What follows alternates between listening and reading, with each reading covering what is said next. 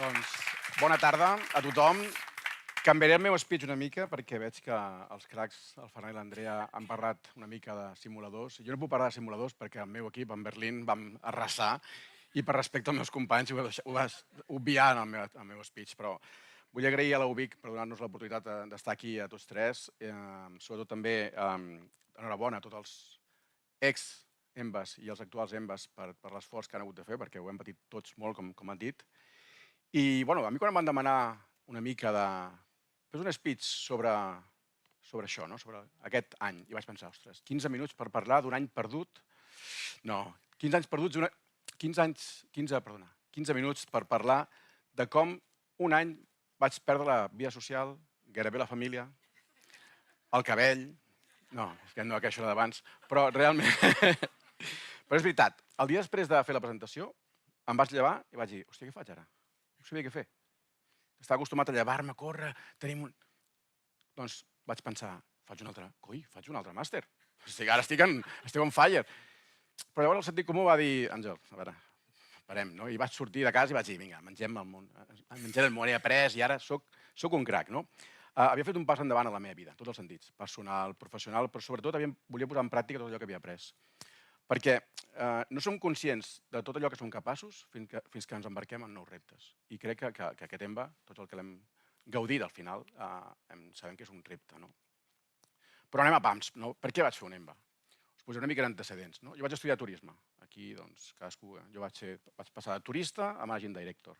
No sé, penso que són paraules majors, no? De tenir un cert do de gens, tio simpàtic, cachondo i tal, estar de cara al públic, estar de cop i volta en una empresa, amb decisions que has de prendre i que potser et queden grans, no? I és allò que dubtes molt, no? Llavors, de cop i volta, després d'estudiar turisme, començo a treballar els caps de setmana i dic, hòstia, jove, dius, cap de setmana treballar, cal? Potser no cal, no? I va sentar malament tot això i vaig pensar, hòstia, a veure si busquem una mica de feina. Però vaig tenir sort, em va trucar una empresa del packaging, una multinacional catalana, i em va oferir treballar al departament de postvenda. Vaig pensar, hòstia, fot-li, vinga, endavant, un repte, a què estamos, no? I vaig aprendre molt. Vaig conèixer les màquines, em vaig interessar pels clients, per què podíem fer per millorar la vida dels nostres clients. Em vaig menjar molts marrons a postvenda, és allò que deien, déjalo, que hagan algo los de postventa, no? Hòstia, fotem. Em vaig trobar algun client d'aquells que encara pensen que sempre tenen la raó. Un client francès em va tornar un fax meu corregit. Vaig pensar, hòstia, anem bé, comencem bé. I un dia em truca el director general i vaig pensar, ja l'has liat, Angelet, a veure què has fet avui. I em diu, Àngel, portes aquí ja 5 anys, t'has menjat tot el que podies menjar-te, coneixes les màquines, els clients, els agents, i el més important, saps el que no has de vendre. Sí, és un bon comercial. I vaig pensar, aquest tio s'ha begut l'enteniment. Però clar, llavors ho penses fredament i dius, bueno, també, un altre repte, endavant, som-hi, comencem a viatjar. Comencem per Àfrica, no? Un país fàcil, un continent fàcil, soc un blanc fàcil jo, a Àfrica, ja ho podeu veure. Un tio amb traje i blanquet allà, doncs sí, no explicaré res més d'això. Però sí que és cert que comences a viatjar, a intentar camalar-te els clients, que no enganyar, no m'han dit que aquesta paraula no la puc dir, enganyar no, mai. Però sobretot comences a aprendre noves cultures, Orient Mitjà, vaig canviar d'empresa, me'n vaig anar a Àsia, una altra cultura, una altra gent. Llavors diuen, hòstia, una altra empresa, anem, vinga, fot-li. I vaig arribar a Sud-amèrica, sobretot per no acomodar-te, no? Jo crec que sempre és important això, no? El fet d'enriquir-te no només a nivell professional, sinó també a nivell personal. Això crec que ens dona a tots una visió molt diferent de la vida i del negoci, no? Que és una mica el que ens ensenyen a l'EMBA, no?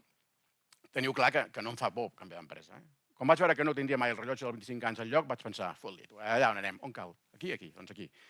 De sobte un dia em va trucar l'empresa més important del sector, diguem-ne com la Ducati, del packaging, no? I em van dir, vine amb nosaltres. Dic, doncs també. Pesar el culet i fotem-li. I quan portava allà un temps, em van dir, hi ha un projecte a nivell de holding, és una empresa italiana, un holding italià, i potser podries liderar tu. I vaig pensar, hòstia, la gent, no? Ara ho demostro, perquè estic aquí amb vosaltres, que segurament que tots vosaltres podríeu estar aquí en el meu lloc, no? I és veritat que, malauradament, crec que tots nosaltres tendim a valorar-nos menys del que som, no? A vegades hi posem allò que diuen pit i collons i tirem endavant. Però a l'EMBA ens ha ajudat molt, i parlo per mi ara, amb aquest self-empower, no? Que el tenim tots a dins, remenent, i la Dolors te'l va traient, no? Te'l va xuclant. Jo sempre pensava, hòstia, com em pot xuclar d'aquesta manera online? Que és fàcil que li digui de cop i volta, sí, yes, of course, sí, passat, no? Però bueno, al final realment te n'adones que si la gent confia en tu és que potser sí que ets alguna cosa, o has fet alguna cosa per mereixer això, no? Has de tenir la sort d'estar en aquell moment, però bueno, crec que és molt important, no? I llavors passa una cosa totalment inesperada, no? El 2019 em sona el telèfon i em truca un alemany, un antic contacte alemany, i em diu, escolta, Àngel, vols dirigir la nostra filial a Espanya? I clar, jo què dic? Endavant, no? No, soc valent, però no foll. O sigui, a veure, posem límits. Dic, a veure, us he begut l'enteniment? No sé dirigir a casa meva. No tinc experiència.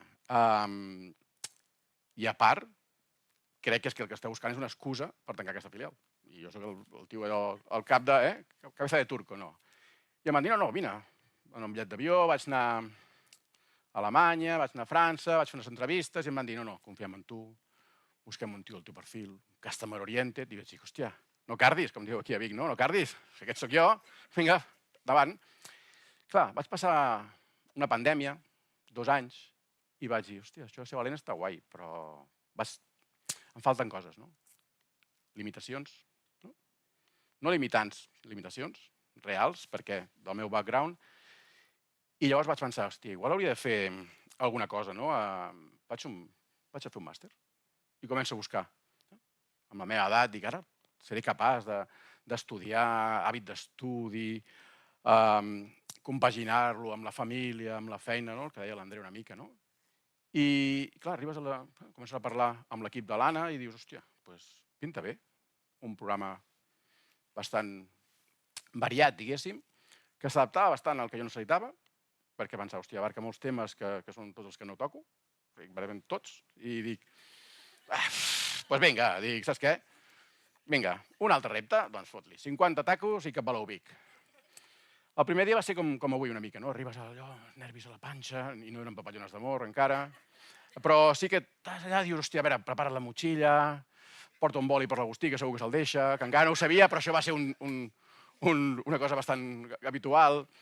A veure, no passa desapercebut, em va costar, una mica d'incontingència verbal, però bueno. I dic, no portis berenar, que han dit que la Dolors farà alguna cosa i no cal que portis entrepà a la motxilla, que igual fa pudor, però bueno. I llavors arribes i tot és molt senzill. La gent és maquíssima, uns professionals genials, l'equip de l'Anna ha fet un treball de selecció espectacular, et fots un fart de riure quan la Ivet parla castellà, perquè clar, és de tona, bueno, però vas fent i passen els dies i és increïble, no? Dius, amb la feina que tenim tots, a les nostres feines, a casa, la feina de l'EMBA, i teníem ganes que arribés dijous, que dius, som masoquistes, què passa? Com és possible que tinguem aquestes ganes, no? Era algo molt curiós, però llavors de cop i volta teníem classes magistrals, uns ponents de categoria, uns professors, com el Jesús, que està aquí, que deia alguna frase, que no és aquesta textual, diu ell, que deia, al único que le gusta el cambio es a un bebé cagado. I llavors aquesta la dius, esta me la apunto, no? O sigui, Jesús. Ell diu que no és així, que era com...